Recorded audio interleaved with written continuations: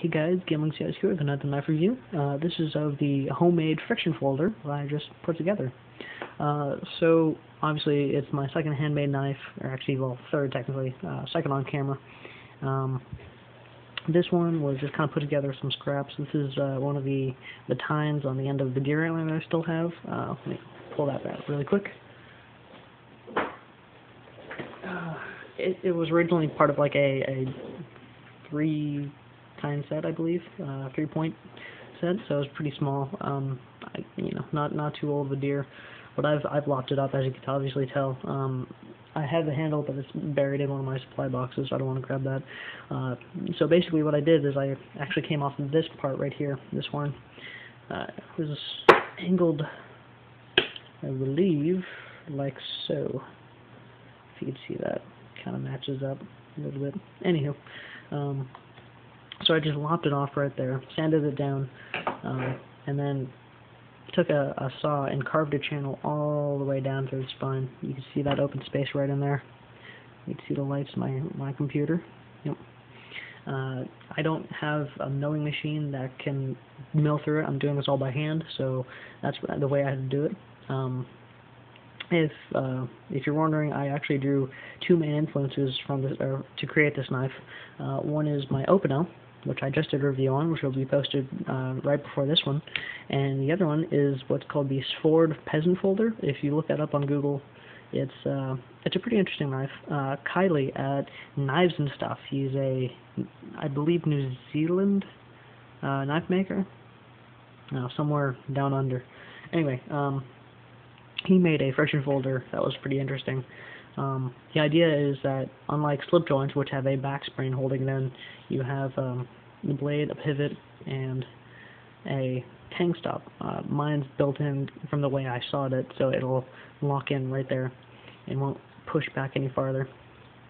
And the idea with this extended tang is you push that down and you hold that while you cut, so that it becomes a locked blade, which is pretty cool, I think. It's very ingenuitive. Normally they have a little bit more of a flared handle, but that's just because of the design of mine. This is deer antler, so I can't really flare this out as much. If you see, that blue line right there, that was actually from a Sharpie. I was marking out the parts I was going to cut, and I just messed up, and I drew a line across one, and it was just a mess up, so I have to sand that off. But aside from that, I think it looks pretty well. Just used a nail for the pivot, no washers. So I mean, the construction's pretty simple. To drill through the steel, I had to use a carbide drilling bit, I believe. It worked pretty well. It broke a couple of bits while I was drilling this, so just kind of had to sacrifice some. The steel, I don't know what the steel is made out of. It was one of those infomercial knives from the Forever Sharp. Let's get that in focus. Get the magnifying glass out. Alright, let's see if we can get that. Hold on, let me clean this off really quick.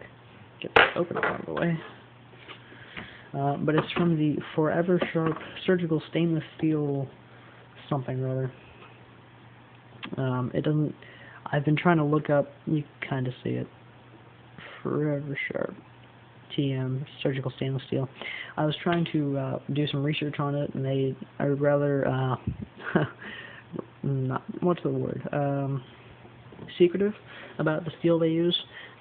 It holds an edge moderately well. Honestly, I treat it as like a well done 440A. That's all it really is. Maybe like maybe 57 to 59. I mean, that would be pushing it. The grain size on it is kind of rather, it's rather large comparatively to like some of the higher end steel, so it's obviously not like a VG10 or a 154 CM. I mean, this is like a $2 knife, so I wouldn't expect much.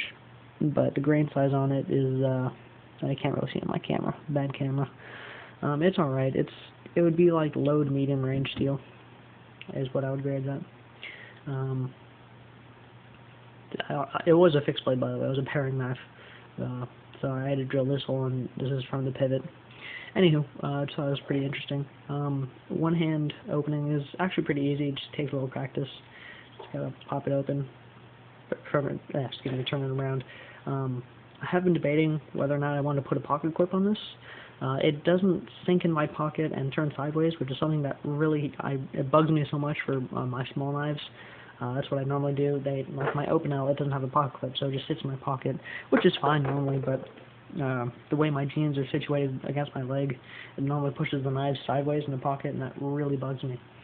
So this one, I've only carried it a couple times. I just want to see if it'll do that or not. Hopefully not. I'd rather like it unpocket clipped.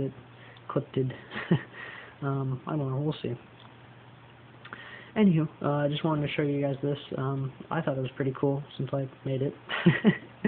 Yeah. So thanks guys for watching, and have a nice day.